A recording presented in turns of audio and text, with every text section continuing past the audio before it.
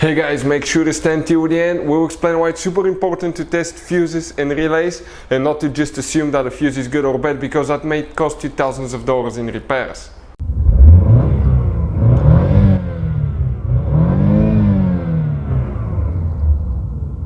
Hey guys, welcome back to Electrical Car Repair Live. Thank you guys for watching and subscribing to the channel. Today will be super helpful video to any of you having a Ford Mustang, that generation here from year 2015 to year 2023. If you guys have one of those, you need to find where the run relay is located, which relay you need to check, guys, where you can buy cheap relays and fuses, that way you don't waste your money, and why it's important to test relays and fuses. All that will be covered absolutely free for your convenience. Make sure to stay until the end. Before we start, let me just tell you a little bit about us, guys. Every single car we get here at the garage, we try to make at least 200 to 300 free repair videos. We take them completely apart. We show you how to fix pretty much anything, guys. Anything from engines, transmissions, bodywork. Why we do all that? Because our mission in the shop is to save you as much money as we can. All we need, guys, in return, please subscribe to the channel, like the video. That way we can keep providing this absolutely free information.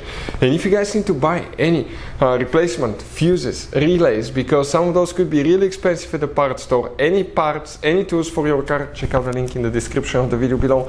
That's where we get our tool supplies from, and you can save a ton of money. So let's start on it now.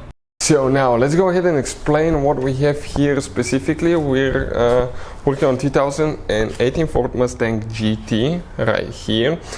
This guys right here is the main fuse box, but even if you have a different engine, it will work as well. You're going to open, okay, that fuse box like that. On the back side you have the relays and fuse numbers, and that layout here corresponds to what we have here. That's really good news, but bad news, you don't know what they're for. All we have is numbers, so that's why we're making that video, to save you time and money. It is, guys, very important to test fuses and relays. On those fuses you cannot clearly see if they're burnt or not, especially you can see in the J-case fuses as well. And if you guys assume, okay, let's say you remove a fuse, you look at it and you assume, guys, that it's actually a good fuse, but it's actually a bad fuse. Sometimes you cannot clearly see that.